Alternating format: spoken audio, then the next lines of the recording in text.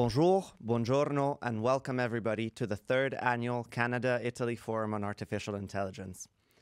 My name is Enrico Davide Cremonese, and I am a Senior Director of Product Management at IVADO Labs, and I have the honor of being your MC today. In its third edition, the forum has become a not-to-be-missed event on the calendar of AI activities in both Canada and Italy. Once again, the Italian Chamber of Commerce in Canada has brought together Canadian and Italian experts to present and discuss the role that AI can play to accelerate and prepare for a more sustainable and prosperous future. During our time together, we will better understand how we can collectively harness the potential of artificial intelligence to respond to the societal challenges of today while unlocking opportunities for a better future in healthcare, urban mobility, and circular economy, topics in which both our countries excel. Over the next 2 days, participants will be sharing information, exchanging know-how, and exploring opportunities for potential collaboration, technology transfers, and research projects. I have had the privilege to support the Italian Chamber of Commerce in Canada and the forum's organizing committee in assembling an incredible roster of speakers from government, industry, and academia.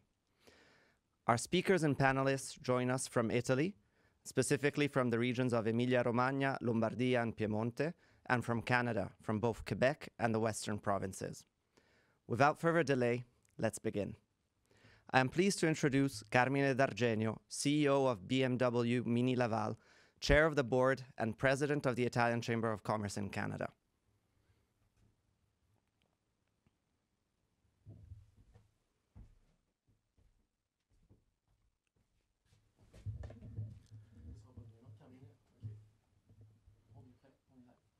Grazie Enrico. Madame la sous-ministre Barcelo, Son Excellence ambassadeur Ferrari, Madame les ministres conseillers St-Hilaire, Presidente Bonaccini, Minister Ricca, Undersecretary Rizzi, Mr. Rigante, distinguished guests. Bonjour, good morning, buon pomeriggio to everyone joining us from Italy and around the world. Au nom du Conseil d'administration et de la Chambre de commerce italienne au Canada, je vous souhaite la bienvenue au 3e Forum d'affaires international Canada-Italie sur l'intelligence artificielle. Un forum qui a lieu grâce au soutien de l'ambassade d'Italie au Canada, du Consulat général d'Italie à Montréal, de BMO, Banque de Montréal, le présentateur officiel de l'édition 2021, et de nombreux partenaires et collaborateurs. Given the international scope of this event, I will continue in English. I am honored to say that the forum is an initiative of the Chamber that has become a defining event on the calendar of AI activities here in Montreal and for our partners in Italy. The forum is particularly aligned with our core mission, which is to foster bilateral relations between our two countries, be it through innovation, technology transfer, and collaboration. In fact, Canada and Italy share highly collaborative world-class ecosystems with a long-standing culture for innovation. The forum is unique in that it brings together governments, research, academia, and the private sector to work together. This year, we are pleased to welcome 65 world-class speakers, leading experts, and key stakeholders who will share their vision and their expertise in the field of AI and sustainability, with a focus on the role AI can play to accelerate a more sustainable future as it applies in different verticals: sustainable mobility, digital health, sustainable energy, and circular economy. Today, more than ever, the role of AI in driving innovation and the potential to improve and completely change our everyday life is fundamental and essential. It is therefore in our best interest to join forces and ensure collaboration between Italy and Canada, both recognized worldwide for their excellence and innovative strength. This year, we are proud to count among our partners 3 major key players with thriving AI ecosystems. We welcome once again a region of Emilia-Romagna, who is actually one of the founding partners of the AI Forum. We welcome back the region of Lombardy, the economic heart of Italy, and its vital ICT industry. And we are pleased to welcome the region of Piemonte, renowned internationally for its know-how in the mobility sector. Thank you for considering Quebec and Canada as potential partners to develop and strengthen relationships in the innovative field. The Italian Chamber of Commerce in Canada is proud of its key role in stimulating bilateral business exchanges and providing services to companies looking to expand internationally. We sincerely hope this forum helps develop and strengthen various forms of collaborations between Canada and Italy. In fact, in the last 2 years have shown that collaboration is a vital component to innovation, to economic recovery, and especially to reach our goals for a more sustainable and prosperous future.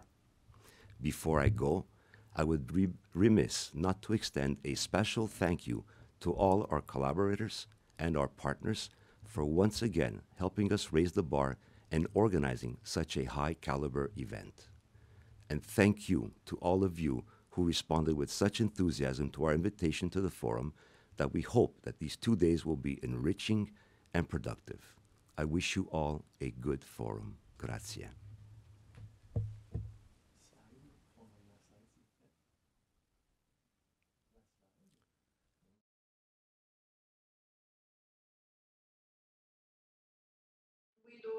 With Edith, Mr. Fabrizio Ricca, Mr. Andrea Ferrari, Madame Edith St-Hilaire, Mr. Mario Rigante, Mr. Carmine Barcelo. Bonjour à toutes et tous. Hello everyone. Buongiorno a tutti. Let me begin by conveying greetings to you from Mr. Nadingio, who unfortunately is unable to be with us today.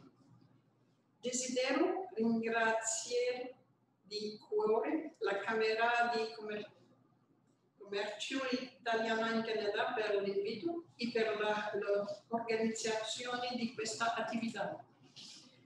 The issues and challenges inherent to artificial intelligence and sustainable development is unquestionably central to the priorities of the Quebec and Italian governments, as well as the Canadian and European governments. The Quebec government has unveiled in November 2020 its plan for a greener and a more sustainable economy with a view to fighting climate change. We know for sure that an energy transition is necessary and that artificial intelligence and clean technologies are promising for the future because they offer excellent business opportunities in the new economy that is emerging. Indeed, artificial intelligence and sustainable development are accelerators for innovation and the green transition, especially in the essential sectors as health, energy, mobility, and the circular economy. Quebec has developed an extensive AI ecosystem whose epicenter in Montreal is recognized globally as a major hub. As a result of this worldwide reputation, the Global Partnership of Artificial Intelligence selected Quebec's metropolis as home to one of its 2 centers of expertise. I assure you that Quebec intends to share its expertise and collaborate with its partners to promote new initiatives and design projects that will contribute to the responsible development of AI from a sustainable development perspective. In this capacity, the Quebec and Italian ecosystems provide ample opportunities for collaboration, technology transfers, and joint research projects. I would therefore like to take the time to reiterate the Quebec government's desire to increase collaboration with Italy in AI, as well as in sustainable mobility, life sciences, or any other opportunities. Although there are numerous possible users, whether in the field of health, mobility, finance, sustainable energy, few companies fully grasp the potential of AI, its many applications, how it can improve their processes and business models, not to mention their decision-making. The challenge will therefore be to provide practical evidence that demonstrates the economic benefits of using AI. In this context, this conference proposed by the Italian Chamber of Commerce in Canada on AI is an extremely interesting avenue to pursue because it allows networking between key players and thus promote the sharing of best practices. Since both AI and clean technologies are sectors of excellence in Quebec's economy, I am convinced that the conference and meetings held within the framework of this forum will be fruitful. I would like to conclude by stressing that the government of Quebec will contribute and continue its efforts to promote the use of responsible AI. It also intends to rely heavily on innovation to ensure its economic development and increase its links within the international partners, particularly the Italian regions of Emilia-Romagna and Lombardy. Vi auguro scambi interessati durante questo forum. Thank you. Bon forum à tous. Vi ringrazio.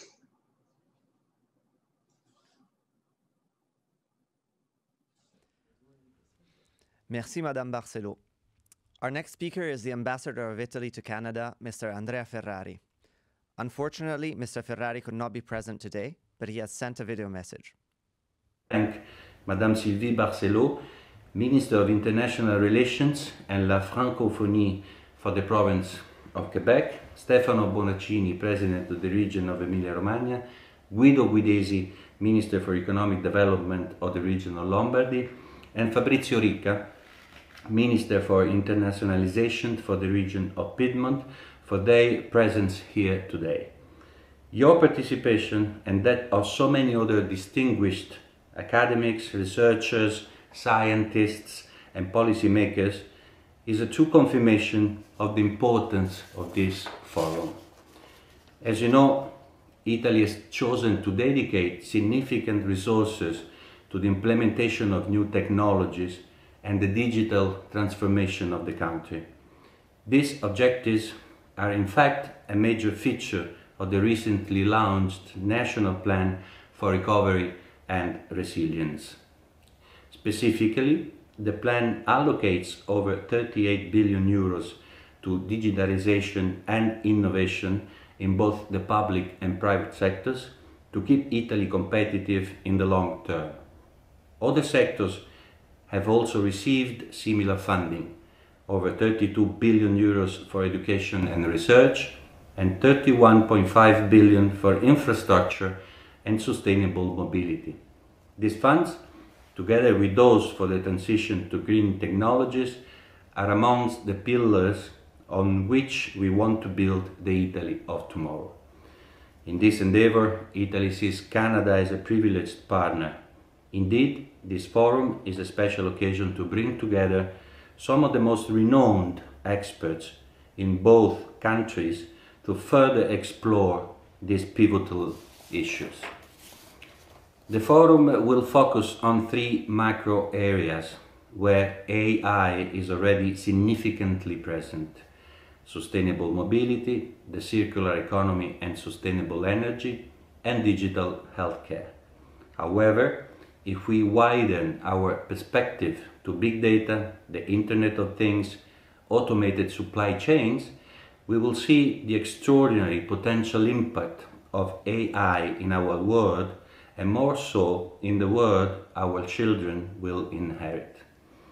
Despite the giant leaps of recent years, this technology is still in its infancy, and the challenge, which is also an ethical one, will be to guide it towards the construction of a more efficient, cleaner, and healthier world for all. This is not my field of expertise, so I will let the forum's exceptional speakers and participants tell us about the new frontiers and the very latest prospects that artificial intelligence has to offer. Buon lavoro a tutti.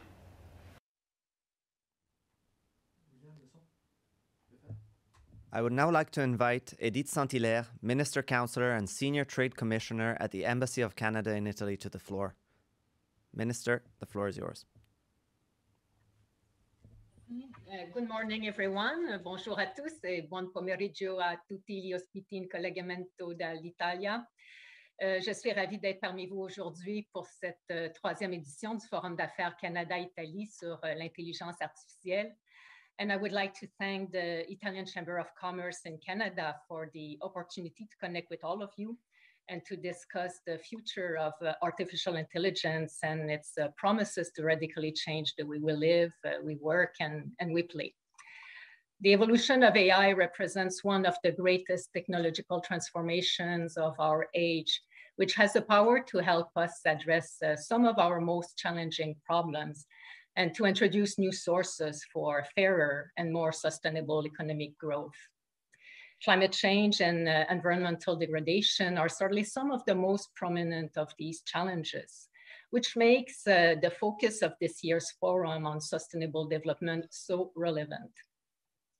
Canada's AI leadership was demonstrated when it was the first country to roll out a national strategy on artificial intelligence, with the aim of advancing research and innovation in the AI field, developing a skilled talent pool, and enhancing global thought leadership.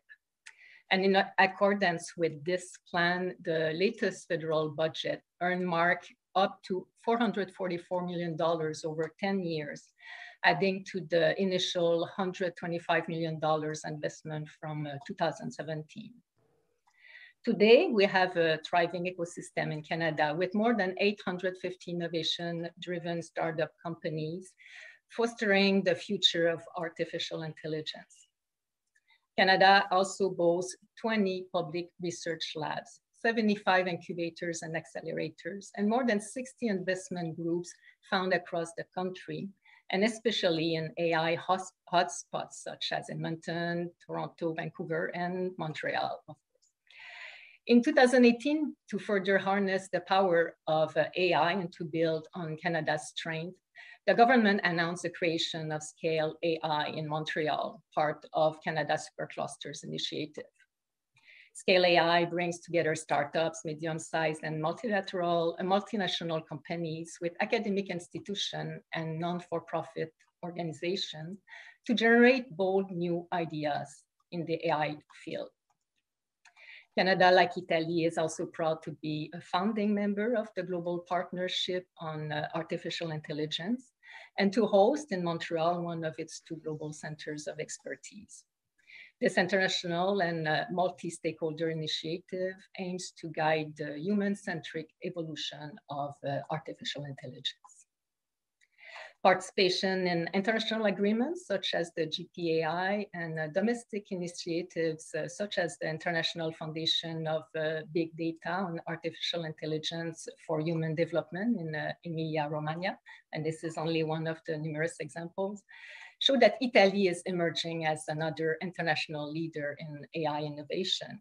And I believe that with such strength in both our countries, there is plenty of opportunity for collaboration. And our team here at the Embassy is ready to work with all of you to bring the discussion forward. So thank you and best wishes for a successful conference. Thank you. Thank you very much, Ms. St-Hilaire. Our next speaker is joining us from Italy, and it's Stefano Bonaccini, President of the Emilia-Romagna region. Mr. Bonaccini, over to you. Good morning, ladies and gentlemen. I'm very pleased to be here today in front of such distinguished speakers to give this opening greeting to the third edition of the Artificial Intelligence Forum for the three fundamental reasons. First, this edition is different from the previous ones. It is the real and positive result of an intense effort of cooperation, co-planning and joint project development between Emilia-Romagna, Lombardy, Piemonte and Quebec, which has been going on for several months and for which I would like to thank all the people involved. From the Italian Chamber of Commerce in Montreal to the universities, research centers and companies of the two countries and the officials of the four regions that have worked hard to make this possible. Second, I strongly believe and I'm convinced that the future of our society depends on our ability to drive innovation and change by means of democracy and dialogue. So I find the Italy-Canada partnership on artificial intelligence a natural and fundamental result that this forum is pursuing. Finally, this year the forum focuses on the central issue of ecological transition and sustainable development, and it directs education, scientific and technological development towards the definition of the new tools and new solutions, as the case study that will be presented here demonstrate. This year, the Emilia-Romagna regional government has defined a program called Emilia-Romagna Go Global. It identifies the fight against the pandemic, the digital transition, and the green transition, not only as strategic challenges, but also as 3 areas to be placed at the center of our international relations. Health, digital, and sustainability are the 3 strategic priorities of our political commitment that we want to share with Canada and with the Quebec government in particular. Quebec played an active part in the last COP in Glasgow. Moreover, Quebec, Lombardy, Piemonte, and Emilia-Romagna have part of coalition with dozens of regions worldwide for a real commitment to promote sustainability. I believe artificial intelligence can play a fundamental role in encouraging the green transition. I have a few suggestions for the next edition, which I pledge to support from now on. First of all, we should strengthen our partnership by focusing on joint progress on higher education and joint public-private research projects. So the 4th edition for the forum will be the result of a concrete collaborative process of co-planning. Then we could open the forum to our partners in Europe. I'm thinking of regions such as Nouvelle-Aquitaine, Catalonia, and Land Hessen. We could envisage to draft a memorandum for the joint and open development of artificial intelligence at subnational level, involving public institutions, companies, universities, and research centers. Then we could launch a public-private collaboration platform to co-finance and share projects for concrete application of artificial intelligence in the fields of health, mobility, and green development. I'm sure that this forum will prove once again an excellent occasion to consolidate our relationship and develop new partnerships for the benefit of our societies. I wish you a successful forum. Thank you all.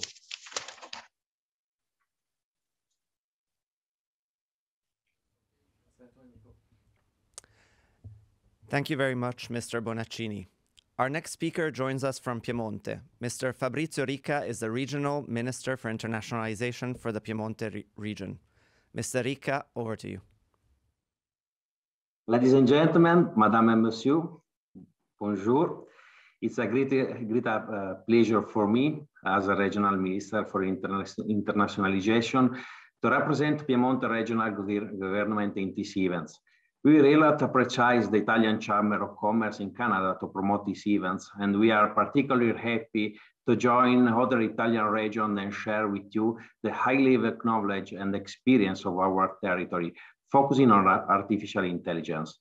Piemonte in Canada, and especially Quebec, have a long and strong story of economic business and relation because despite the distance, our economy system have a lot of common excellence, starting from aerospace that create numbers of occasional international collaboration among our key players and a small and medium enterprise. This is why Piemonte's delegation have been participating at the Aeromart Montreal Science, the first edition, and the Canadian delegation, mainly from Quebec, have always taken part in aerospace and defense meetings, main convention, business convention for aerospace and defense, which Torino and Piemonte host every 2 years. Next edition taking place in 2 weeks from 3rd of November and the 2nd of December. Watching the teams of today, workshops, and those of the next edition of HVDM, we can really see how today we can focus for the application of artificial intelligence and her autonomous and connected vehicles and sustainability and cybersecurity. We all know that artificial intelligence is a key factor to develop the new vehicle function for assistant driver and perform autonomous maneuvers, to collect, analyze, and monetize data in different fields, to integrate the vehicles and sustainability, mobility, and solution. The Piemonte region is well equipped to help aerospace and automotive and the transportation industries to face all the challenges mentioned with need resource. The Accademia, especially Politecnico di Torino and Università di Torino, can provide the required competence. Several local industries have in the artificial intelligence their core business. I consider today's event as the first stage of the 3 weeks. In the next month, will give the opportunity to Canadian and Piemontese stakeholders to get in touch, to share their competence and establish a deeper win-win cooperation. As I mentioned before, the second one will be aerospace and defense meeting, where the participants will have the opportunity to discuss also about AI application in aerospace and defense sector.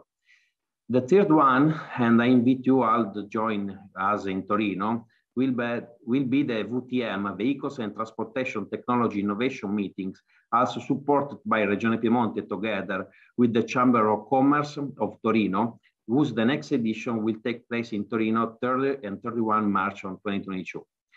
This international business convention will be dedicated to brand a new trend and technology of transportation and mobility with an intense conference and B2B meeting programmed and artificial intelligence, connectivity, sustainability applied to automotive and transportation sector will be the key of topics.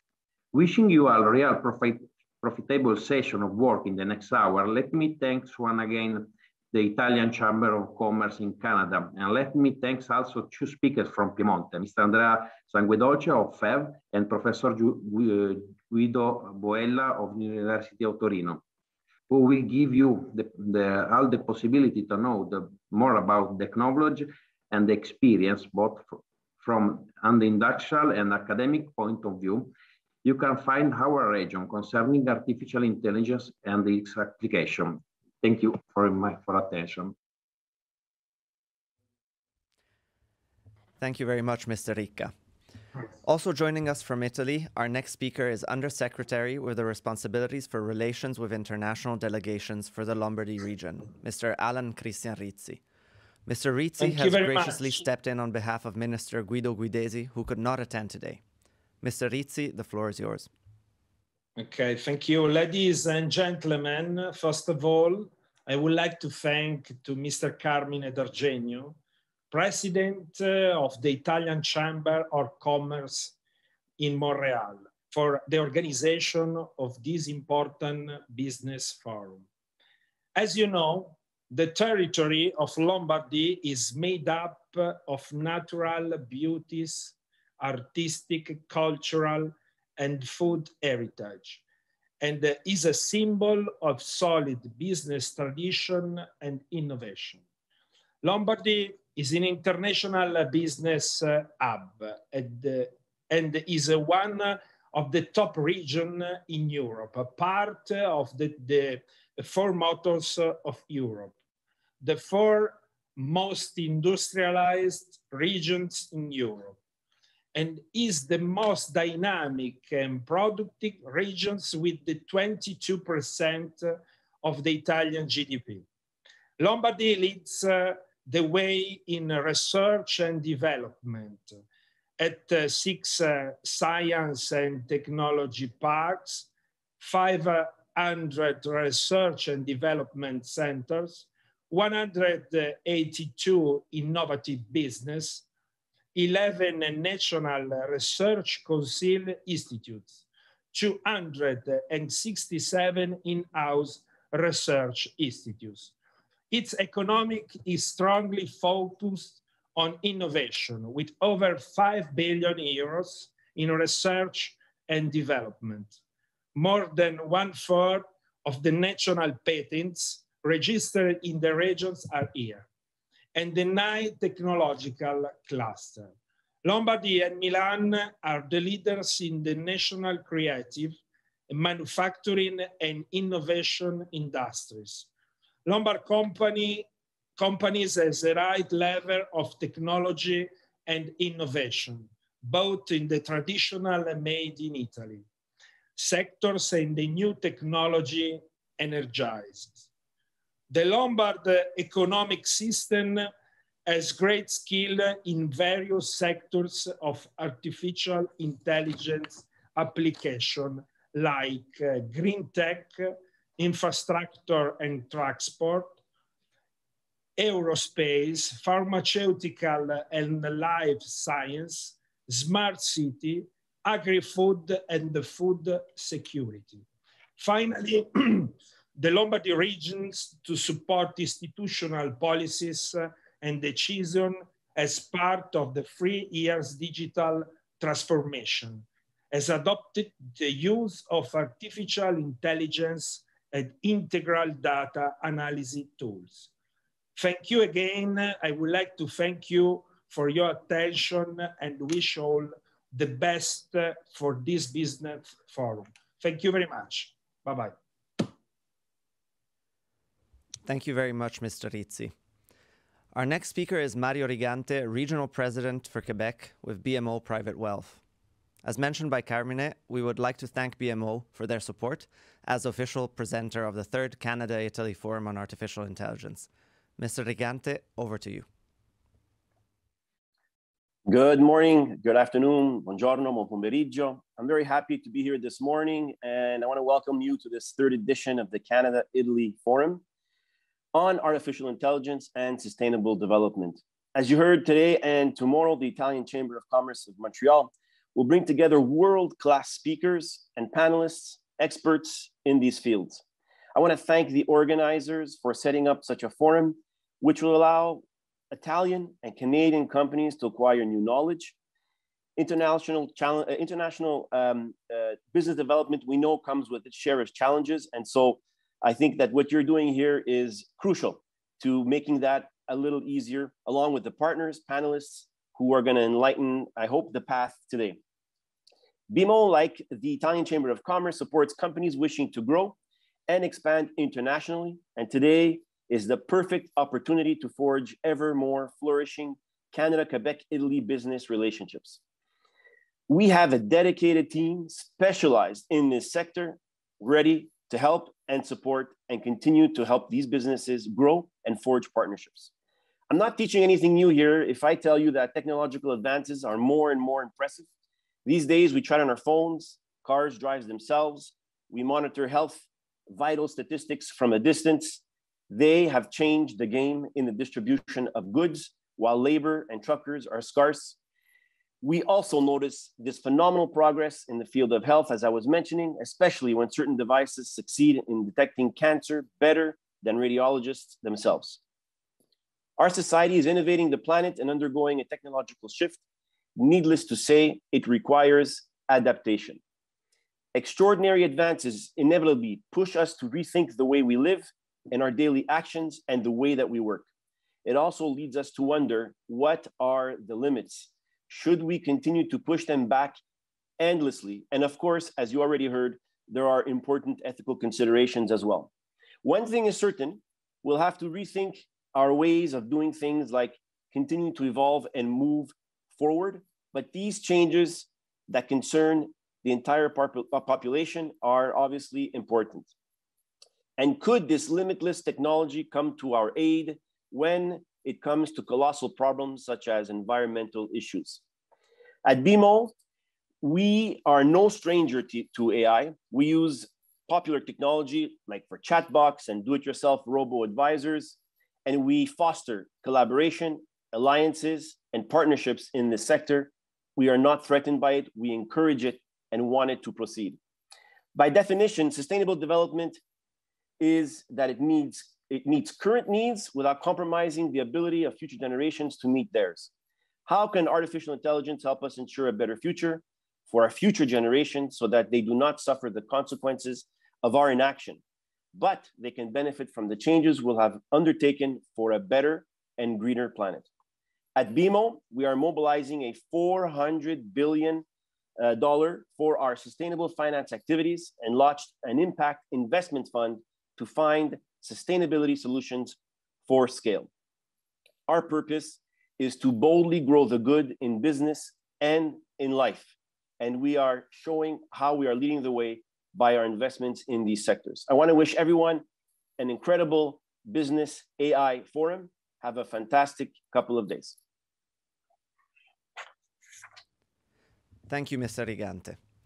During the next section of our opening conference, our speakers will participate in a panel that addresses the vision, policies, and perspective of AI and sustainability in both Canada and Italy. This panel will set the context for the roundtables of the next 2 days. As we will hear about country-level AI strategies and policies, we will also learn about how artificial intelligence can support and accelerate the ecological and technological transitions, and how tactical applications of AI and digital medicine helped and continue helping in response to the COVID-19 pandemic. To moderate this next segment and introduce you to our panelists, I would like to welcome Cédric Bisson, partner at Terralis Capital. Cédric, the floor is yours.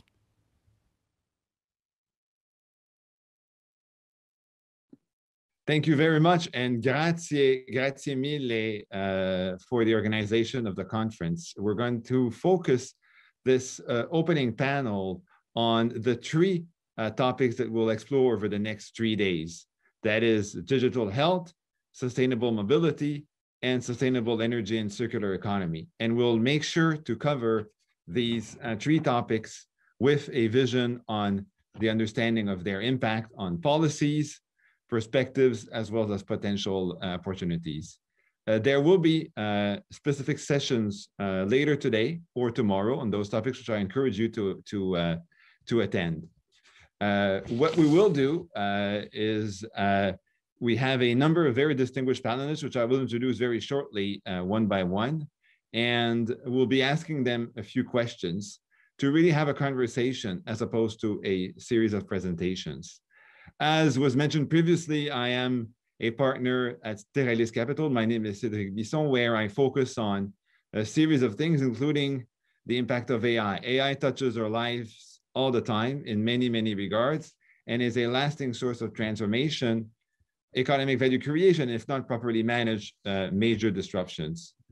We will then proceed. The first person that I will discuss the topic with is Tim Evans. Dr. Evans is Executive Director of the COVID Immunity Task Force in Canada, and Associate Dean of the School of Population and Global Health at McGill University in Montreal, Canada. Tim and I worked a lot in the fight against COVID, as I was the co-president of the Therapeutics Task Force. He previously was a Senior Director of Health, Nutrition, and Population at the World Bank Group, was the Dean at the James P. Grant School of Public Health in Dhaka, Bangladesh, also worked at the WHO and the Rockefeller Foundation, and is trained as an MD when was a Rhodes Scholar. So, Tim, let's perhaps discuss what's going on. Right now, we're in the middle of a global COVID-19 pandemic.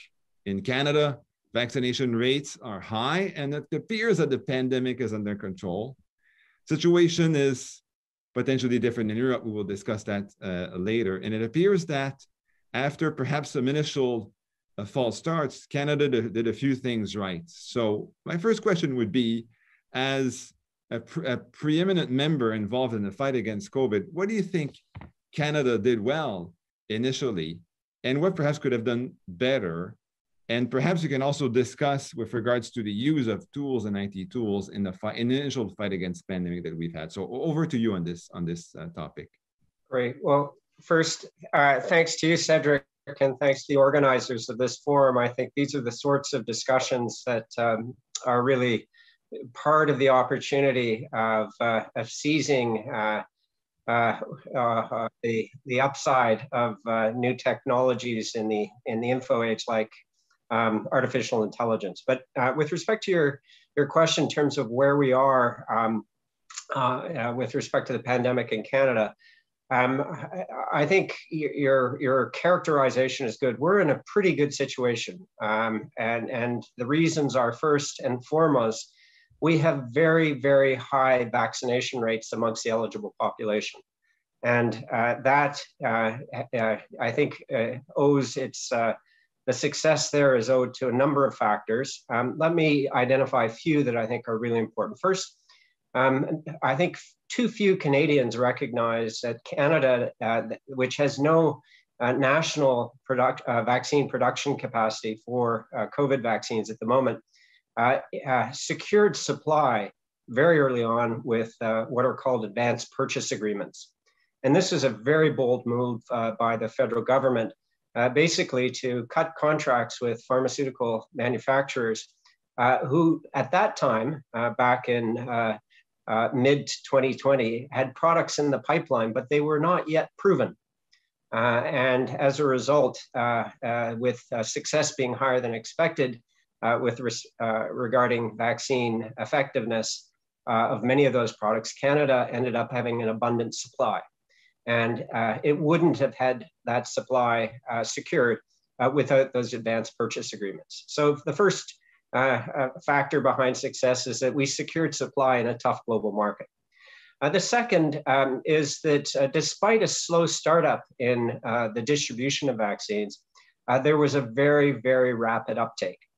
And I attribute the success here to something which has been, I would argue, the most important factor of success in Canada throughout the entire pandemic. And that is that we have a public in Canada that are by and large massively compliant with public health directives.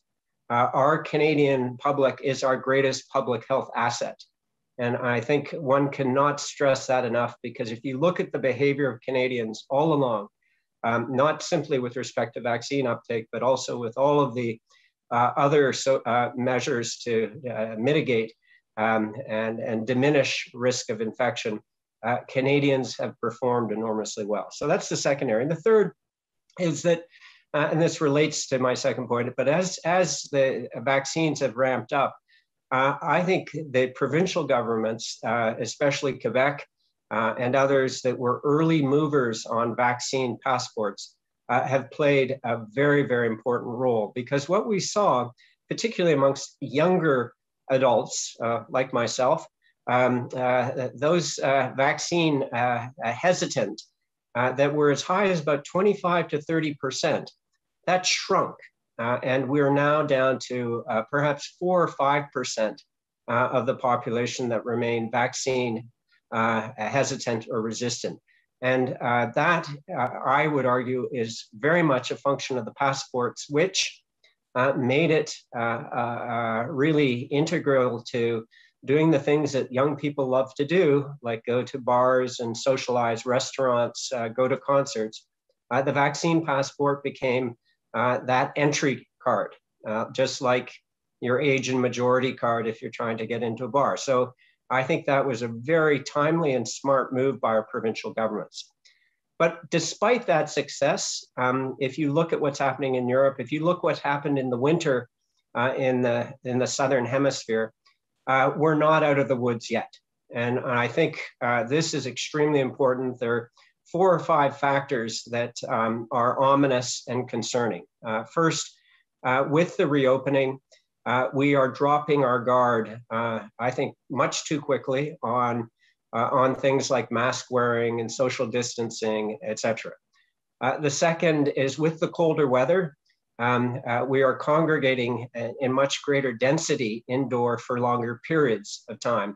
And that seasonal effect is proven with coronavirus transmission. And we will be seeing that increasingly, despite the fact that we had quite a mild fall here in Canada.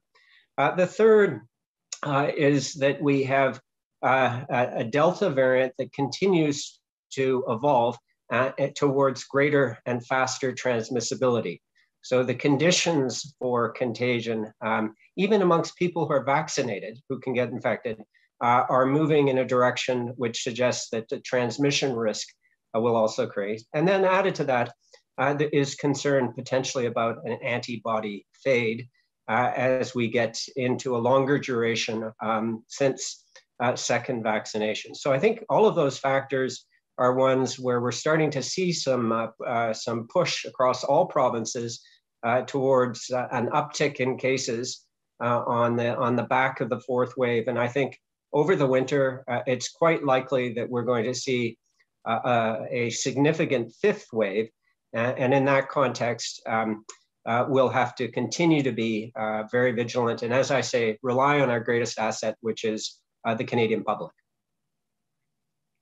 Perhaps, Tim, you can describe you're the executive director of the COVID-19 Immunity Task Force in Canada, and you are in charge, and your colleagues, to survey vaccines and the science, the immune science in general. What are the kinds of things that you're doing, the kinds of tools, the kinds of oversight that you're putting on the pandemic, and how do you use IT as you're preparing for what might be a significant fifth wave? Great. Well, thanks, Cedric. And I think I'll describe a few areas where I think we've tried to move things forward faster. Some of them have been IT dependent. Some of them, quite frankly, just common sense when you look at the nature of the challenge we're facing and the opportunity of doing it collectively versus across our 13 provincial territorial jurisdictions. But let me begin with the challenge that we faced way back in April of 2020. Canada did not have one single approved test of humoral immunity or of evidence of somebody having been infected and producing antibodies. And so we had to rush, working with our National Microbiology Laboratory, to try and accelerate an assessment of the early tests and which ones were valid and reliable. And some of those were a little easier because they could be done through venous blood or drawing blood through the veins and things. But in order to get to hospitals, to households, we needed to get tests that could be used by households in the field with a fingerprint and a filter paper.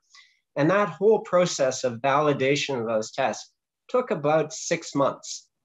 And I hold that up not as an example of efficiency, but just to say that if you're going to move to a good performing test quickly, you can't simply take whatever the market has to offer. You really have to have systems for testing. And in that context, the collaboration across different labs, including with the National Microbiology Lab, are things where there's huge opportunity for improvement in the country.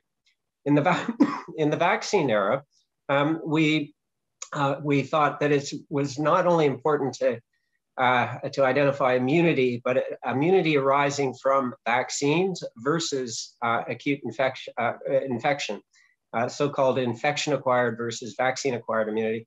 And therefore, we had to create a capacity for understanding the proteins that are more likely to arise from natural infection versus vaccine-acquired, nucleocapsid versus spike. And we instituted that in all of our surveillance so that we know what's due to natural infection and what is arising from the vaccination. And then finally, on the testing, we thought it was very important to coordinate so that we had good quality and efficiency across the country. And so we identified 2 reference laboratories, and we have a very large proportion of our samples going through those laboratories. And in those laboratories, we've invested in high processing capability with robotic arms and rapid reading and digitalized systems. And I think that's not quite AI per se, but it's basically being smart with respect to infotech and recognizing the value and the scale efficiency that you can get from coordinating around testing, as opposed to every lab inventing their own system.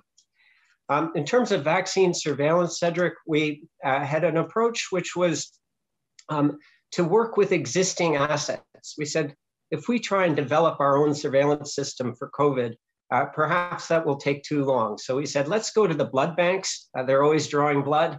Let's check them out. Canadian Blood Service, HEMA Quebec, and also some of the longitudinal studies on certain parts of the population, the aging population, those at risk to chronic disease, the children's cohorts that are being followed. And we asked them to do testing as part of their regular work. And this, in some respects, was helpful because they have huge databases related to the characterization of those populations that, again, would have been very difficult to mobilize through a single surveillance instrument. However, what we found in that is that given the nature of the disease in those areas of the population that were most at risk, we were not well covered. So our long-term care residents who got absolutely devastated in the first wave of the pandemic, we had virtually no surveillance capacity.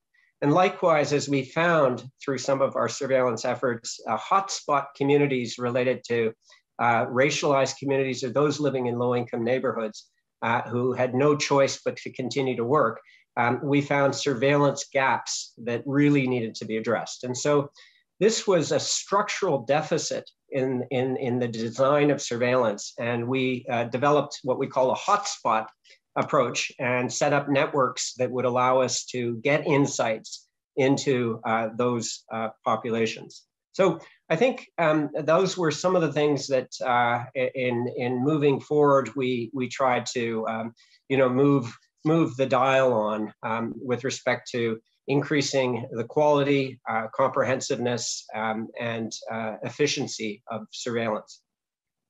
We're running low on time, but I'll just ask you one final question, just to pick up on the COVID passports or Green Pass in Italy, for instance, which is a tool. When your experience, what could be done to use it even better, more effectively, or do other things with it? Well, first, as I said earlier, I think the COVID passports were a game changer with respect to shrinking hesitancy, particularly in younger populations. And so I think there's a lot of credit that's due to the first mover provinces, including, as I said earlier, province of Quebec. And if you compare those to the federal COVID alert, which was really sort of an app that was developed for use of all Canadians, there's a huge difference. And the primary difference is choice. People had a choice to use or not to use the COVID alert app that was developed by our federal government. Whereas the COVID passports, if you didn't have one, you couldn't get in. And I think that is a big difference. In the context of emergency and an epidemic, I think the public has the right to be protected. And those tough decisions on choice need to tip the balance in favor of the public as a whole, as opposed to what an individual might like or not like to do. But I think the other thing that enhanced some of the passports was their good design. And so in Quebec, the COVID passport was incredibly well designed. It has a QR code, which is very easily downloaded. Everybody got one. And so there was no paper. And to my knowledge, very little inaccuracy. And I think these are things that if you're going to design an AI instrument to be used widely and to be valued, you have to have attention to their accuracy, efficiency, as well as protecting privacy and security. So I think those would be important dimensions of the passport experience where I think we can learn a lot with respect to using those sorts of digital AI applications in other areas. Well, Tim, thank you very much. It's fascinating and definitely a lot of work to continue. So we wish you good luck and to keep up the good work that you've done so diligently. Now let's cross the ocean. Let's go to Italy and let's speak with Mario Raviglione, who will tell us on the Italian side his take of the matters. So Dr. Raviglione is full professor of global health and multidisciplinary research in health science at the University of Milano. He previously was a professeur titulaire in global health at the Global Studies Institute at Université de Genève in Switzerland, was the director of the Global Tuberculosis Program at the World Health Organization, a very significant major initiative, and previously was trained as a medical doctor as well in Turin in 1980 and trained in many places, including New York City and the Beth Israel Medical Center. So Mario, again, we've seen those dramatic images of Italy suffering in Milano and across the country in March, well, in February, March, April 2020, lots of pressure on the healthcare systems. Tell us, again, like I asked him, what are the kinds of things that Italy sort of managed to do well or to sort of reemerge from what was a dramatic situation? And what are some of the things that Italy perhaps could have done differently? Over to you. Oh, thank you very much, Cedric, and thank you to the organization for inviting me, first of all.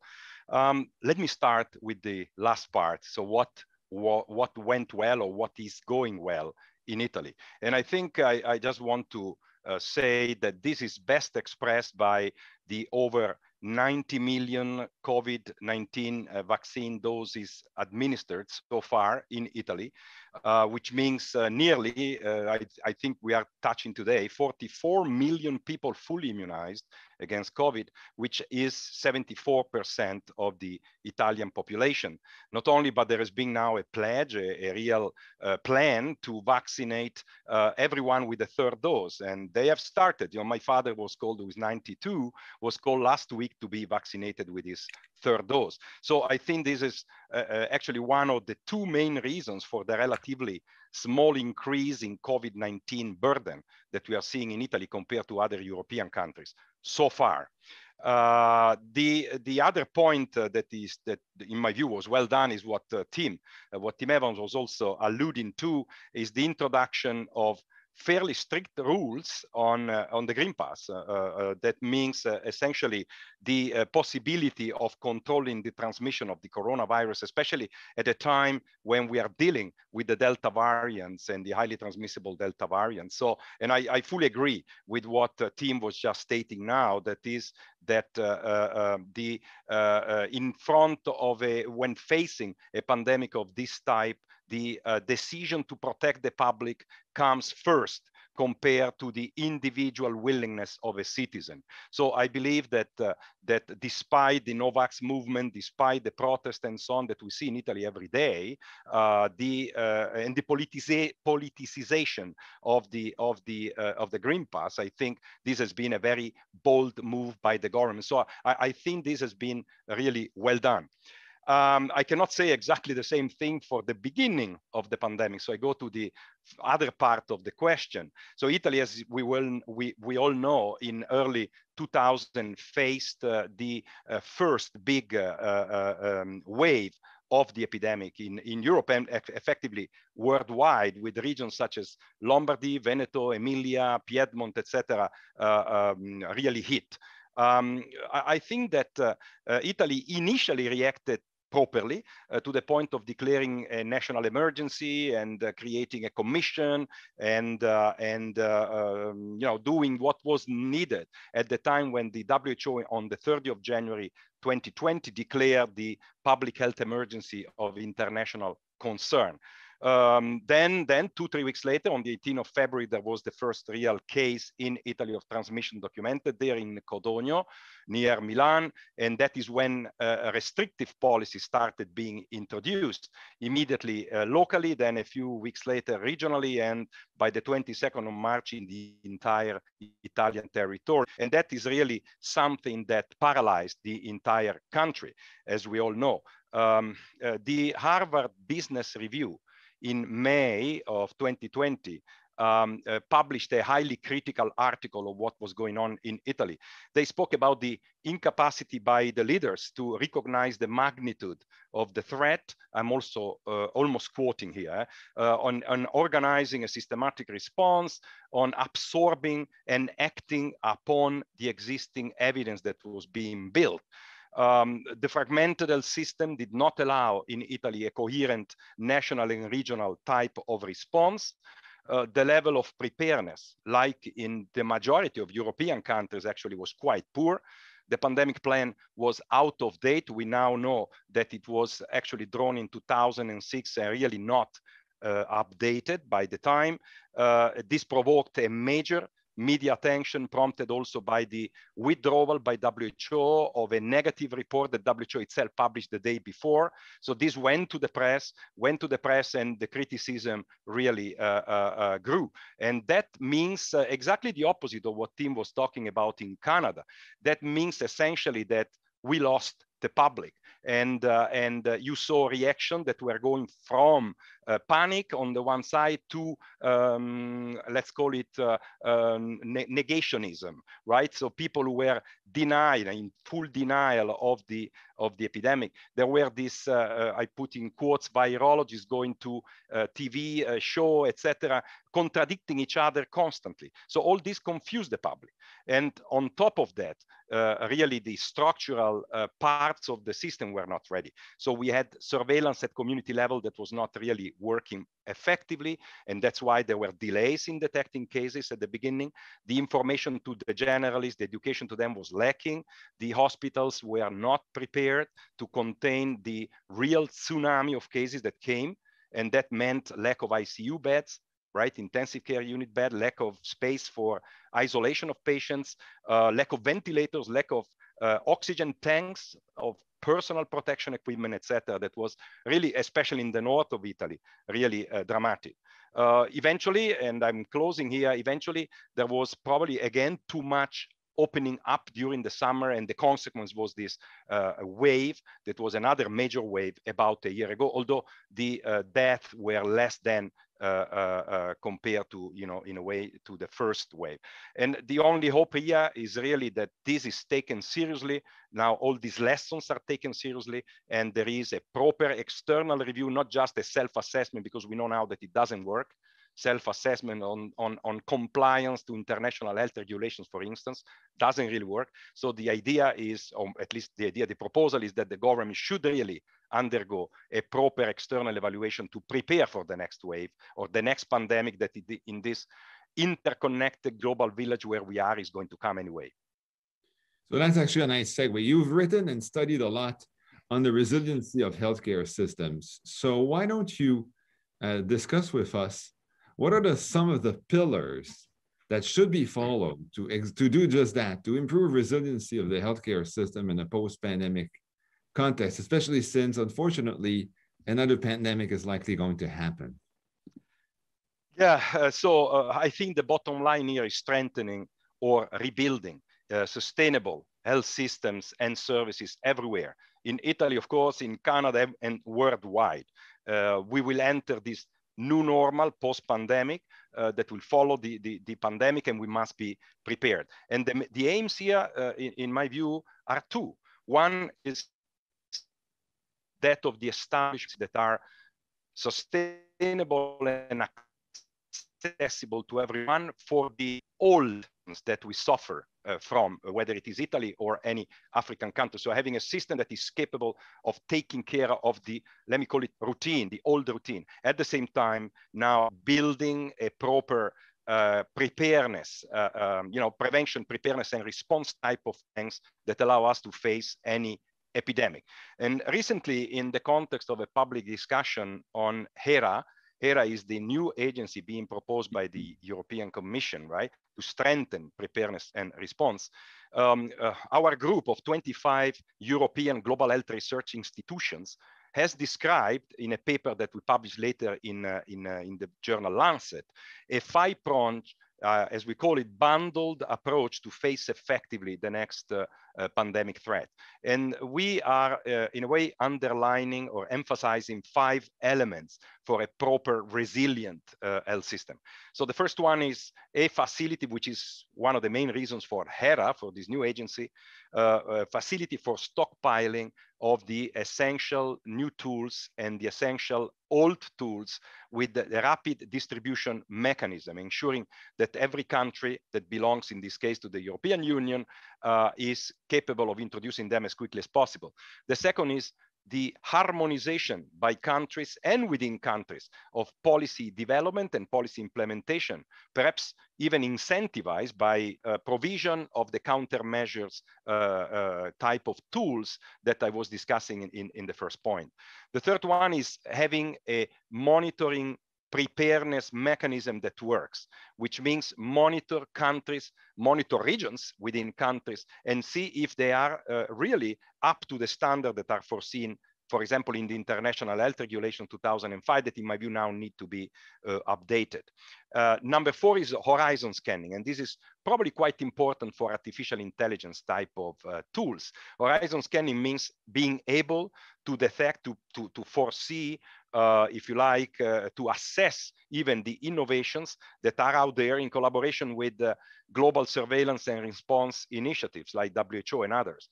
And finally, last point, and we never talk too much about it, but is the education and training, offering education and training in a cross-disciplinary way to people, to new professionals, starting with obviously those working in biomedical fields, but not only, of course, in this era of multi-sectoriality, that we are in with the Sustainable Development Goal type of mind. So I think these are crucial points.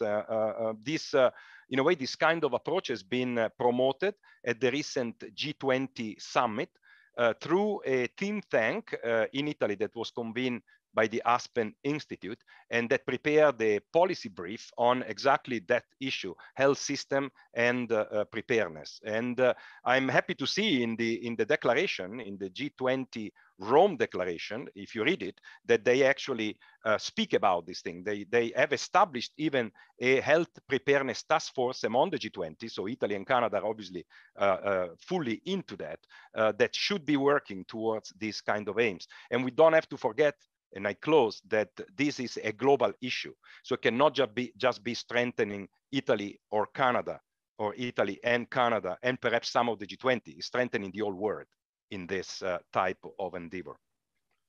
So in order to do this, what could AI do? What could some of the digitals do to support digital medicine and artificial intelligence do to support those pillars? Yeah. Give us some examples, some ideas. Yeah, so I think there are multiple examples, really. The ideal model of preparedness foresees, the one I was just mentioning, foresees horizon scanning. That's what I was mentioning. That will require strengthening and establishment, really, of a robust global surveillance system with the capacity to identify the cross-border threats as quickly as possible, and to create a monitoring framework, if you like, that assesses the countermeasures, the products, the tools, and so on that are available in different places and in a very timely fashion. So the use of data science, the use of modern digital technology and artificial intelligence in particular are crucial, in my view, to this simple aim, as it allows to predict future scenarios and mitigate risks at the regional, at the national, and eventually global level. We must really, in a way, strive for more precision, which is what comes out of artificial intelligence, really. Then there are several other uses where artificial intelligence has a major role. It can be used to forecast the evolution of outbreaks. It can be used in a complex analysis of, if you like, big data, tracking the spread of the virus, predicting the potential impact, including economic impact, predicting the evolution of the pandemic. It can be used for knowledge compilation, really preparing dossier, if you like, and sharing dossier, disseminating dossier that are proper and that have screened information from the literature in a proper way. AI can assist in patient care. Let's not forget that component, especially in the case of pandemic. So make faster diagnosis, carry out a scanner analysis, handle the maintenance and the delivery robots, for example, in a hospital, can be used in controlling the epidemic at the population level, for instance, through the use of apps in smartphones, tracking contacts of infected people and informing them. And we have to be careful here, obviously. It is crucial eventually on research efforts, because through AI, we can think about a vaccine or a treatment, by predicting, for example, the genome sequencing that are important for us to know, predicting molecular structure, et cetera, So I think it's plenty of use. We have to just be careful that anything we do with the AI follows certain criteria of fairness, of reliability, of transparency, of privacy. Let us not forget the health, the management of health data and the protection of health data that is necessary. And I close by saying that yes, AI is fundamental. Let us remind ourselves that mass monitoring of the population movements, which could be done with tools like this, is a dangerous game, and we need a full evaluation, in my view, of the use of artificial intelligence after this pandemic to see how best we can use it in the future in a safer way, if you like, in a safe way, and in a way that protects the privacy of citizens. But the role of AI is, no question, the future, actually, of health and of many other sectors of development. Well, Mario, Cedric, if I could just come in on Mario. Sorry to get in the approach, but I want to make it a little bit more informal. But one critical dimension, given that we have a lot of government people on the phone, is the regulatory capacity for AI. I just want to emphasize that. It's not well developed. We don't have good standards. And if we did have, if it was better developed, if we had people who understood it and could assess its value and understand how to give it that seal of regulatory approval, that will accelerate our ability to harness this opportunity. Sorry for interrupting. No, it's very good. Don't hesitate. Thank you. And that's actually your comment, Tim, and what Mario also said is a nice segue to our next speaker, Rita Cucchiara, who will discuss some of those dimensions of AI policy. So let's just park it for 2 seconds. I'll ask a question to Rita. Dr. Rita Cucchiara, our third speaker, is professor of computer architecture and computer vision in the Enzo Ferrari Department of Computer Science and Engineering at the University of Modena and Reggio Emilia, Unimore. She's director of the AI Image Lab at Unimore and has worked since 2018 with the Italian National Lab of Artificial Intelligence. She collaborated with many companies, including Panasonic, RAI, Ferrari, working on deep learning. And she was trained in electrical engineering and has a PhD in computer engineering from University of Bologna.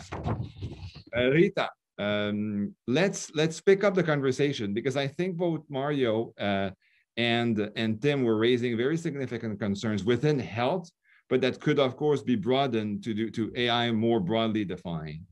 And as we know, there is an Italian strategy that is being worked on, which I don't think, unfortunately, has been released. But what are some of the kinds of principles and objectives that ideally perhaps are there, should be there, or should be avoided as you're trying to establish this from within Italian context? Perhaps we can start with that as a nice segue from the previous conversation. Yeah. Okay. Good morning or good afternoon to everyone. Thanks for the invitation. Yeah, I was listening to the conversation about AI in medicine, and I completely agree on the fact that they can be used as an example for the impact that AI can have in many different fields in society.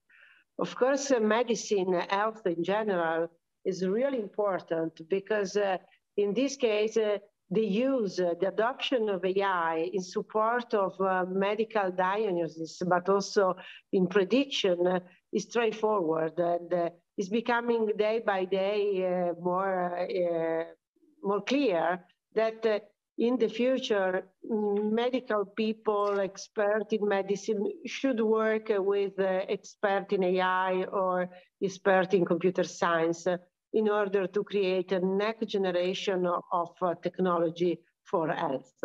And similarly, this is not only for health, but is similar for industry, is similar for mobility, is similar for application that relay strategy in tourism. I give an example that is very important in Italy, for instance, and is absolutely similar when you intend to put the technology of AI in the center of the digital transformation that Italy now is doing, especially in the field of public administration and public body, that in Italy have absolutely need of this kind of transformation.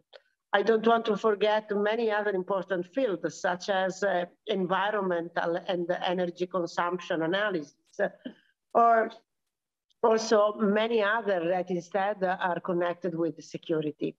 I have this example because all of them has been discussed recently in Italy in order to create this new idea of the new strategy of AI in Italy. Also last year, I discussed about that because actually Italy proposed the first strategy on AI coming from the Minister of Economic Development last year. But actually it was, this strategy was not son of the pandemic. So it was designed before. And for this reason, also for the arrival of the support of the National Plan of Resilience and the Next Generation Europe, of course, all the Italian strategy had to be improved or upgraded. And for this reason, this summer, a group of us worked a lot, 9 experts, together with the delegation of the Italian Ministry of Research, the Italian Ministry of Economic Development, and the Italian Ministry of Innovation and Digital Transformation, in order to create this new proposal of strategy that will be, I think, approved by the Italian Ministry Council this week or in these days. And that is something that is really on the air. And this is very important because now we think about a real project that have to start immediately and not just only idea. And I can say something, I don't know how much time I have, but I can just only say that they start from some important principle. The principle is that Italian strategy is a European strategy, so it's completely in line with the European concept of trustworthy, human-centric, ethical-based AI. And thus, this is one of our background support for everything. At the same time, it's come from the idea that Italy must to maintain the role of scientific research excellence, but especially to have a role of a developer of AI, not only of user of AI. And for this reason, the strategy will be based from 3 big pillars. One pillar will be the talent, so the need to talk about people.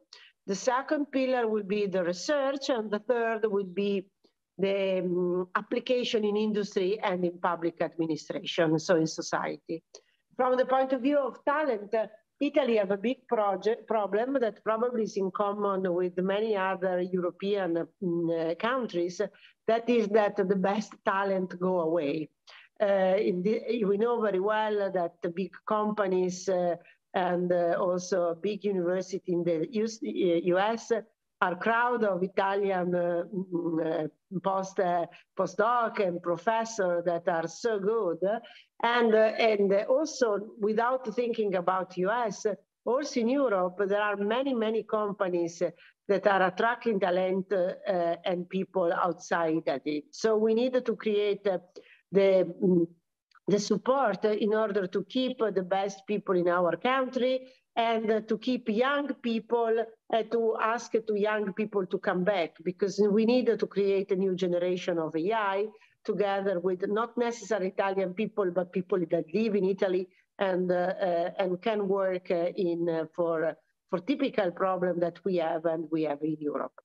Second pillar, so this is something, the talent is not only to retain brains and not and to have, but also to start to work till by the high school in order to have that, and especially in university.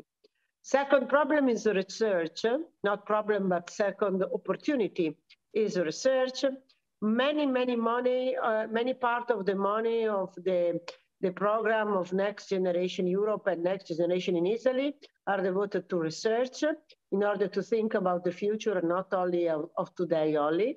And so they will be specific project for artificial intelligence in research, for open source platform in research, for prize for researcher, and also for specific project together, research companies and startups, and supporting these kinds of things. Third and last, new idea for supporting companies that invest in Italy in AI, so economic support, fiscal support, and so on, and a new project that will start very soon for public body, in this kind of things, for instance, for document analysis, for satellite analysis, because we need this kind of project in Italy. Rita, do you think that the COVID situation, or the recovery, or perhaps the inflation that is happening now, is putting greater pressure, public pressure, or resistance against those three pillars? Or do you think, on the other hand, it is actually going to make it easier, or is it somewhere in between? Do you think about, in general, AI opportunities or AI?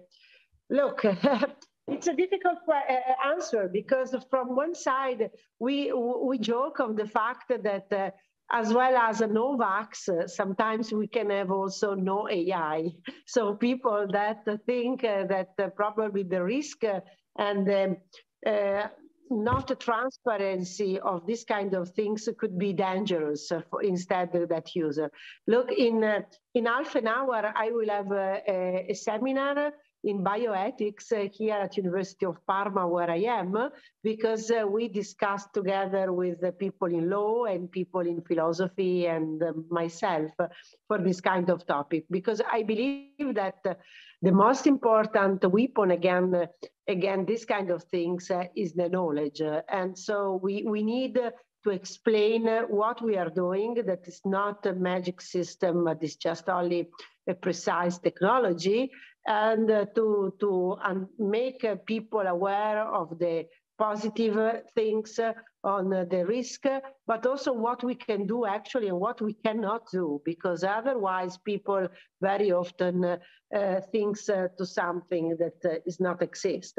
But instead, our technology, especially in machine learning with big data, but also with the small data now, can give a lot of answer, especially, for instance, to improve the economy, but improve also the technology in the industry. We have to remember that after COVID, many companies now are trying to do a sort of renaissance. This optimism probably comes also from the fact that in my region, the GDP is growing a lot, because there is a very good answer in production and in this industry. But because of that, people understand that it's important to improve and to use the best technologies available in order to support the growth, but at the same time support also the energy saving and the respect of our environment and the respect of our society. I think that the possibility of work for the people is really very important, as exactly in the same level of the right of health. Well, exactly, which is moving away from health. And maybe one last question for you. as we're thinking about growth, sustainable mobility, there's a series of opportunities for AI to be deployed into. And sustainable mobility will be one of our workshops later in this conference. So can you give us maybe some of a couple of key highlights on challenges and potential projects in that sector? Of course, yeah. When people put together AI and mobility, very often our idea go in the direction of autonomous driving, of course. And this is something that everywhere, also in Italy, also in my city, also in our region, it's really very important. I don't want to discuss a lot about that because I'm sure that in the next workshop you will do. But I think that mobility is a very large, broad sense because it's need also to understand what's happening in mobility in order to have a predictive idea of what we can improve in real time or also in long time. For this reason, we started also in Emilia-Romagna some prototype research program in order to understand vehicular mobility, not only in the cities, but also in industrial area. Consider that the morphology of Italy and Europe in general and our region is that you have not industrial area completely separated with the cities and in some street where some truck are going, probably you can have also, I don't know, bicycle or children players because everything is together. So we would like to start to analyze if we can connect information that are available from Google Maps, but also from our data, from our sensor, to the data that can be collected in real time by cars in order to assess the condition of the traffic, to assess the condition of the street, to assess the condition of the mobility for industry, because in order to give suggestion in real time and also to predict which could be the most optimized mobility according to the things that I told before. Acceptability for society, possibility to sustain from the ecological and from the energetic point of view the mobility. And so in order to understand if there are different solutions with respect to the use only of typical vehicular technology. Probably in the future, we will have a very mixed mobility, vehicular, but also with drones, and also with part in, if it's possible, on the seaside. So I think that we need to have a digital twin of our mobility that can be work, understand what's happened, what can change, and predict what can be, for instance, improved. I give an example, the street, if there is some incident or if there is something that can be modified. So we tried, this is a small project, but it started together, University of Modena, University of Bologna, University of Parma, regional level, together with the Cineca, and also with Unipol, in order to understand if we can collect data and especially understand them by AI, by machine learning. Rita, thank you very much. This is fascinating. We'll explore that further in the Smart Mobility workshop. And that's actually a nice segue to pass the baton to Raimondo Orsini, who will discuss that a bit. So Raimondo Orsini is the director of the Fondazione per lo Sviluppo Sostenibile, or the Foundation for Sustainable Development. He's been there since 2008, and some of the key programs of the Fondazione include the Italian National Platform for Shared Mobility, the Italy for Climate Initiative, Green Economy Reports, the Circular Economy Network, and the Green City Network. He, prior to leading the Fondazione, he was in Brussels for quite a few years, and then a senior advisor for environment and energy at the International Union of Railways. where he worked on CO2 reduction and sustainability, and he's very involved in his community. So Raimondo, again, from the Italian side, let's pick up this topic of smart mobility or urban mobility, which is truly a very important topic. What are some of the initiatives and role that the Fondazione is trying to take with regards to tackling those opportunities and challenges? Bonjour, Cedric. Good afternoon to all the Italians connected. It's really a pleasure to be here. And thanks for the invitation. I was just thinking before answering your question that today we are matching two countries that have a very, let's say, old tradition of sustainability. I was thinking about Canada and that anticipated us all by putting a tree leaf in the national flag many decades ago, just anticipating the trend of biodiversity and nature. And when I was asking a Chinese, how do they write Italy in Chinese language and with the ideograms, he said, in our ideograms, Italy can be read as the country of beauty. So we are matching the country of nature with the country of beauty. And this can help the idea of the ecological transition, because this is really the center of all the investments, and 70 or 80% of the investments in Italy, and I assume in Canada too. So coming to your question, mobility is really a surprise in terms of ecological transition, because I remember when I was involved in sustainable mobility many years ago, there was a kind of non-said idea that transport had no hopes. Transport would never change, would never reduce the emissions. 20 years ago, it was impossible to think about decarbonization of the transport sector. And what happened in the last 10 years was the complete new scenario coming from basically two things. And in both two things, IA and digitalization have really a central role. One thing is the electrification of transport. We all know about the electric cars, but not only electric cars. And the other thing is what we call door-to-door solutions, smart mobility and shared mobility. And this is the real revolution. We, in our foundation, as you said, we started the National Observatory for Shared Mobility and an initiative called Less Cars. Italy is the country with the highest number of cars per inhabitant. We are talking about 650 cars per 1,000 inhabitants in Europe. In Italy, and compared to the other European countries, this is really a lot. So less cars means at the same time, a smaller number of cars, but at the same time, if you see the acronym, is less. C is for connected, autonomous, renewable, and shared.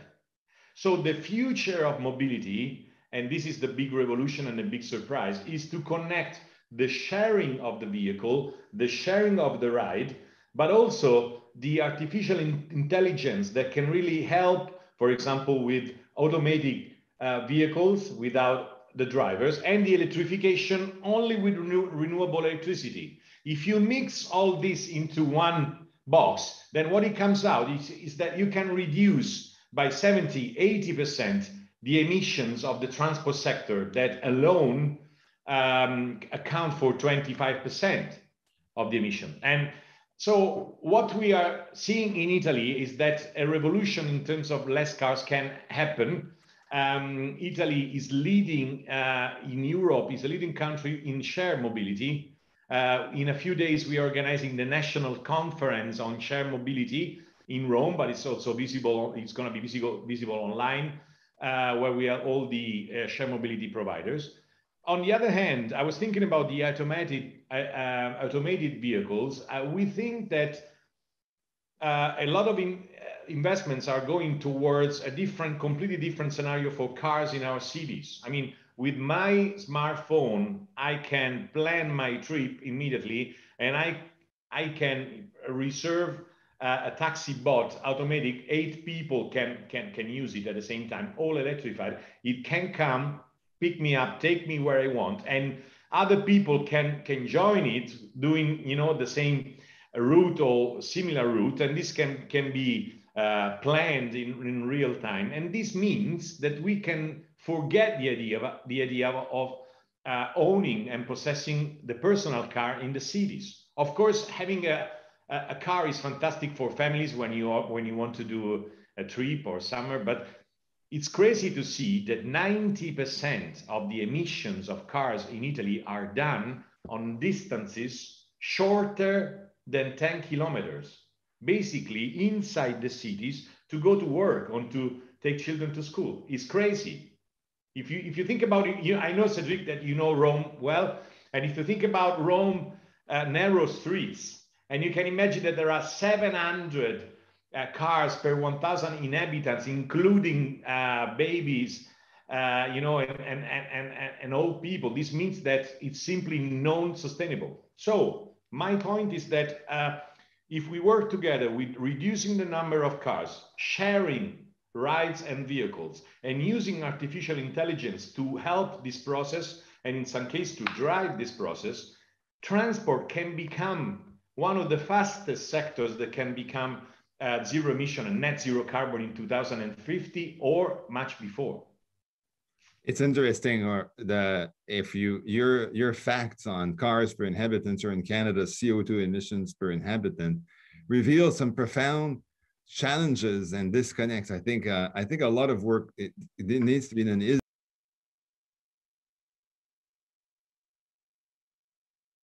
a way, it kind of comes down to doing this ecological transition that you're talking about, right?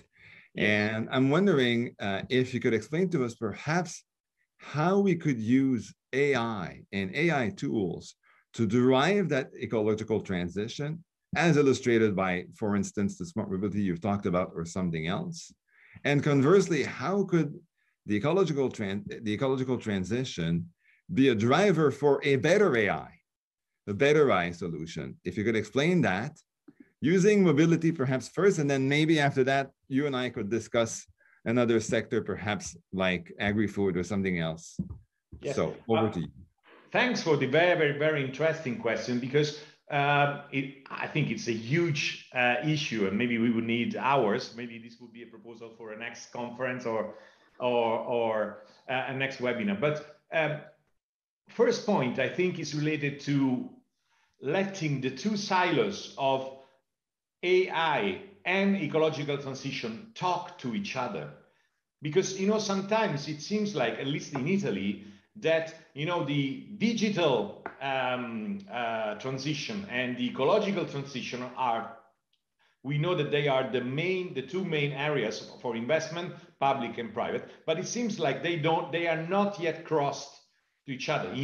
Because AI and digital transition can really help ecological transition, and ecological can help, but we need to identify which are the common win-win situation or where they can help. Why do I say that? First, we should, I think, forget that AI and digital transition and digitalization is a means by itself.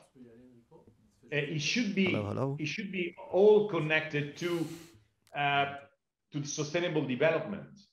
If you remember the movie, I know that many people remember Space Odyssey 2001, when artificial intelligence was an incredible driver, but at the same time there is the fear that the technology itself can take advantage of the human, and this is a fear that it can be related to this. So what is very important is that the well-being of people and the future of the planet can be a goal of AI from the very beginning.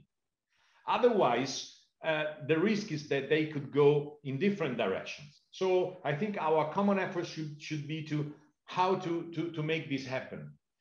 The other thing we should remember, we already spoke about mobility, but coming to energy consumption, we know that digitalization and ICT world and AI today account for 10% of energy consumption, nearly 5 or 6% of global emissions.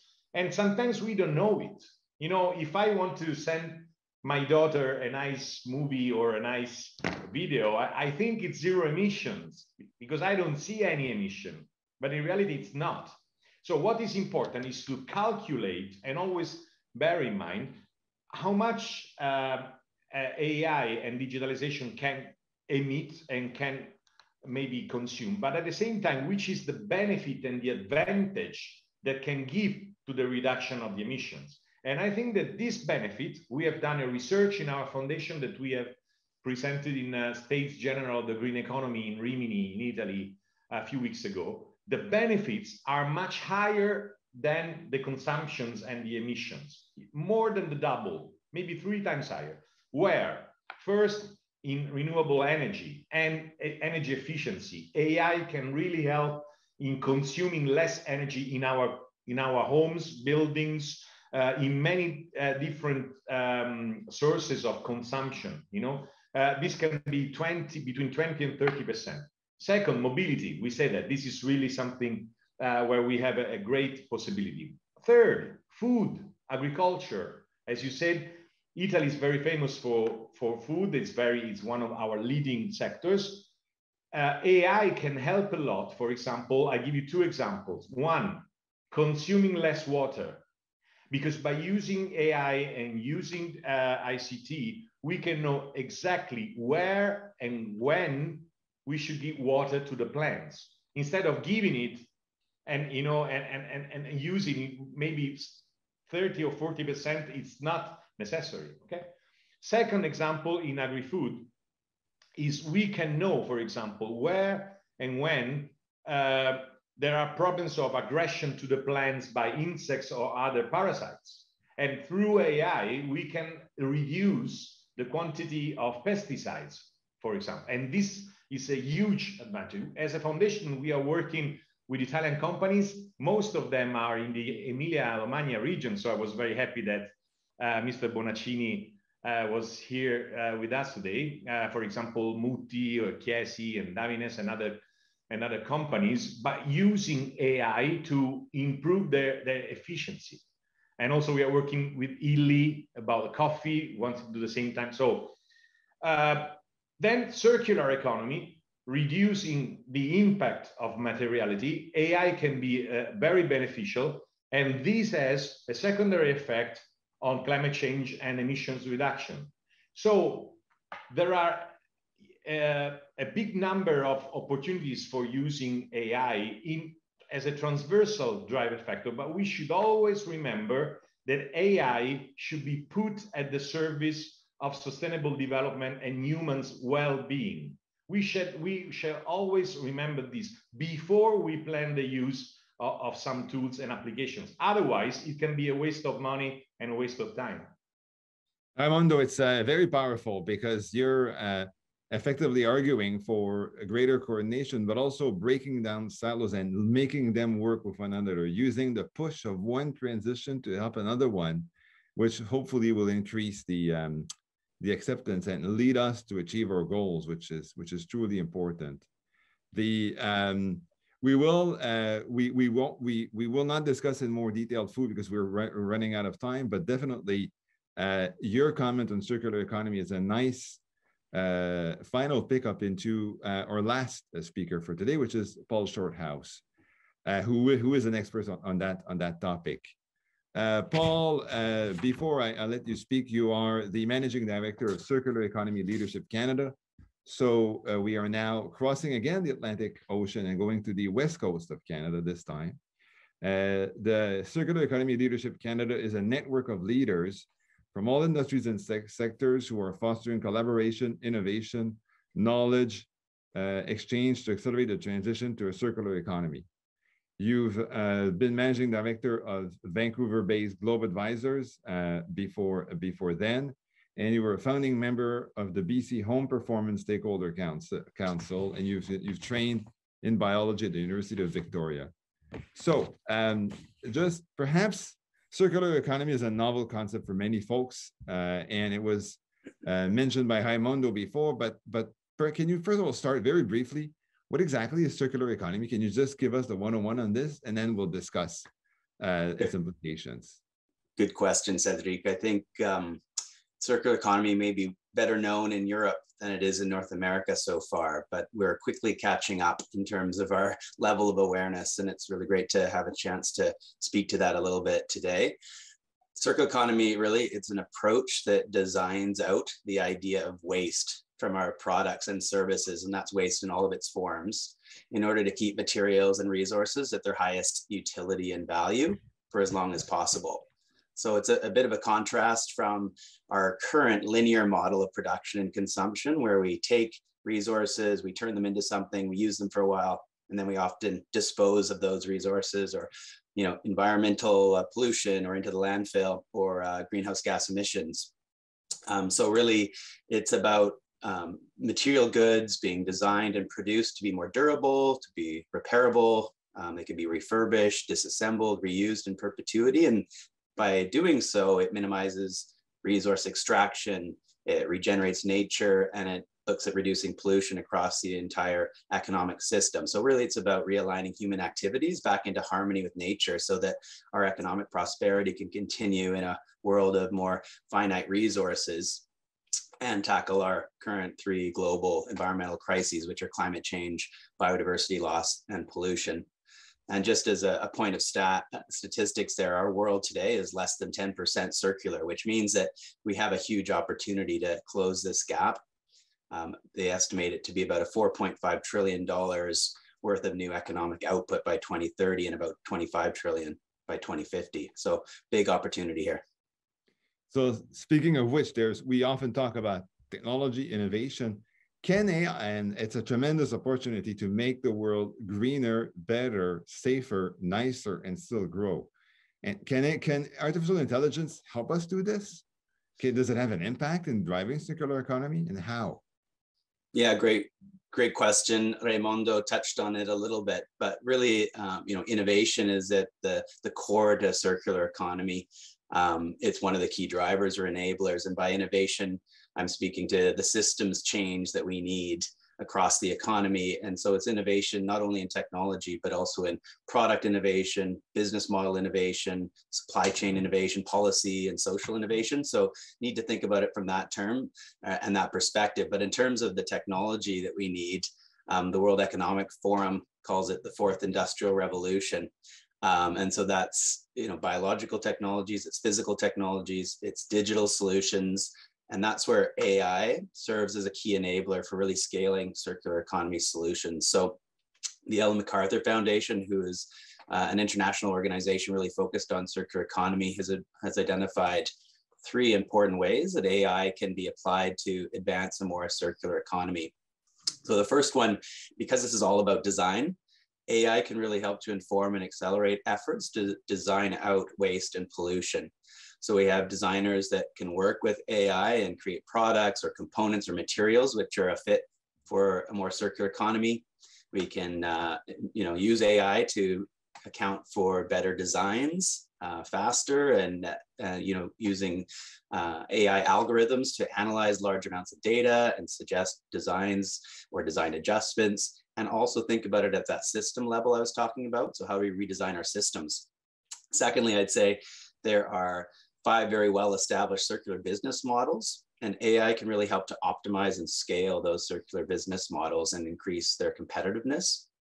And then thirdly, I'd say there's a big infrastructure consideration with circular economy. We're thinking about reverse logistics. We're thinking about how we get materials back into the supply chain, thinking about the flow of materials across the supply chain, and new sort of digital platforms to enable that. So thirdly, AI can really be used to enhance and streamline the infrastructure that we need to keep products and materials in use. So products at the end of their life, as you probably can imagine, are not as uniform as when they're first manufactured. And so they're harder to disassemble or sort or separate. And AI, for example, provides algorithms that can help to really, use robotics, cameras, sensors, et cetera, to help, with the separation and sorting of materials, get the higher value out of those materials. And it can also help to improve the efficiency of supply chain and material flows by optimizing logistics, for example. That's very interesting. What does that mean in terms of the kinds? It means growth, basically, and growth and growing differently, perhaps, but growth. Now, what kind of workforce is required for this? What kind of jobs will result of this? Because suddenly we may need less people in extraction or in waste, just throwing waste, but we may need other kinds of skills. So just tell us the kinds of things you've seen that you're forecasting and we require to really capture this. Yeah, I mean, it's a redesign of the entire system. So there's opportunities and new skills that are required across the whole supply chain, across the whole economy, new ways of thinking, new ways of designing, new ways of managing our resources, new ways of running logistics, new ways of handling our facilities, and making sure they're as efficient as possible, remanufacturing. So there's a huge range of areas there. AI, I'd say, also provides opportunities to improve that efficiency and that optimization, so to speak. So one thing I think we've learned through the COVID crisis, is that there's an ability now to leverage digital platforms and work remotely. So this opens up new employment and also entrepreneurship opportunities. You don't have to be in an urban center any longer where the large employers are found. People can now live and work at home in rural locations or outside of city centers and leverage digital technologies like AI to innovate in line with the applications, like I mentioned above. So how do you undertake circular design of products from home or develop new circular business models using AI? So those are opportunities for kind of entrepreneurship that have opened up, I'd say, because of COVID as one example. Secondly, I'd say with respect to kind of that enhanced infrastructure piece I mentioned earlier, next generation manufacturing and automation using AI has been really helping to keep our supply chains running in many cases, matching demand and supply for critical materials and resources and minimizing sort of the waste and optimizing those efficiencies. And there's a company here in Canada called Francophonie that's specialized in sort of the matching the demand for personal protective equipment and other critical equipment from various manufacturers, and then handling the logistics to get the equipment there in the most effective way and using a digital platform that's enabled by AI to do that. So these are ways that new business models are innovating that are creating kind of jobs that weren't there before necessarily, and using AI to solve some of those both health and environmental problems that we've been talking about today. Well, then the issue and the opportunity becomes, if I look at the public policies that we have in place today, right now, in a Canadian context, they are probably not completely aligned or not aligned at all in some cases towards training individuals or doing those kinds of things. So what are the kinds of, at the public policy level, what are the kinds of things that you think should be done to drive those kinds of changes? And using Canada as an example, for instance. Yeah, I mean, and I'll just reinforce again Raimondo's comment earlier that I think we need to put our collective mind power to really double down on climate change and our net zero ambitions and leverage that full power of AI to tackle the climate crisis. So I live in British Columbia out in the west coast here of Canada, and this past year has been a real case in point where we've had many wildfires. We had a heat dome that killed 700 people just in the last week. We've had devastating, really widespread flooding that's displaced more than 20,000 people and shut down all of our major transportation corridors. So this is the risk we're facing. And I think addressing these major crises will require a really focused policy direction, as well as investment by all of the key stakeholders. Really, I think where the opportunity is for Canada and Italy here is around collaboration on eco-innovation as a major opportunity area. So this could include areas like agri-food, regenerative bioeconomy, green chemistry, biomaterials, and life sciences, areas which I think we both collectively bring strengths and all of which are foundational components to the circular economy.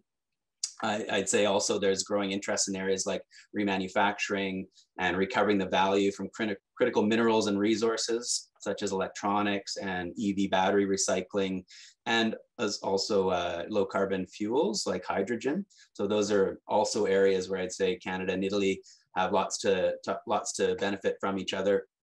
We really have a strong clean tech and a strong digital and strong AI innovation ecosystem, both in Canada and I'd say in Italy.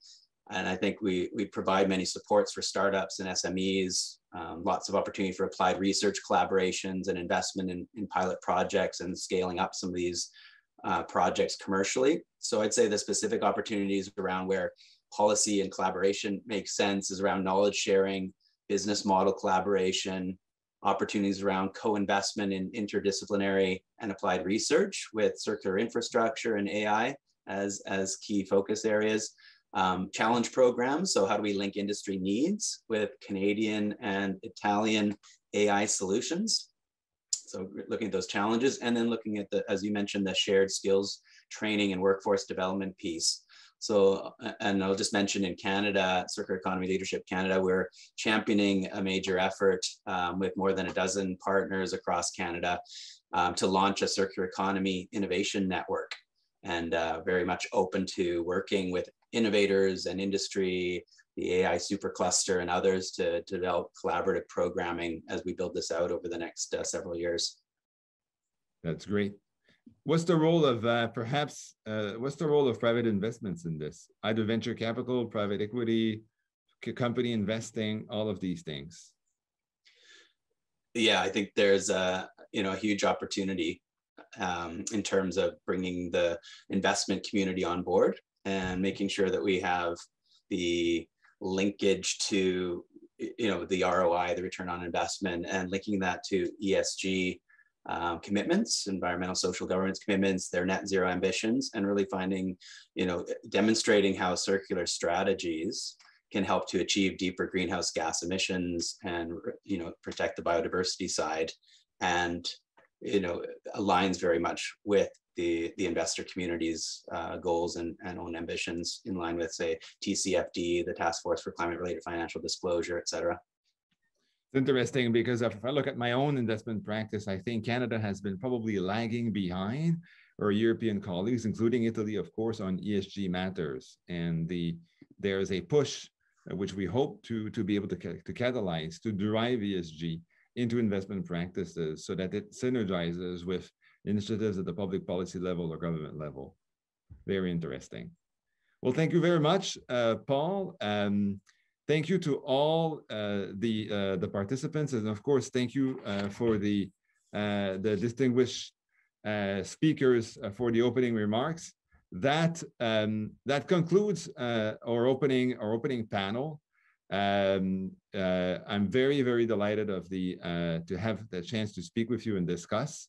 We have lots more coming. There are sessions that will start at 4:30 Italian time or 10:30 in the morning Eastern Canada time, 2 parallel sessions, and then we will reconvene tomorrow for a session on digital health in the morning Eastern time, or the afternoon Italian time. The program is available on the conference website.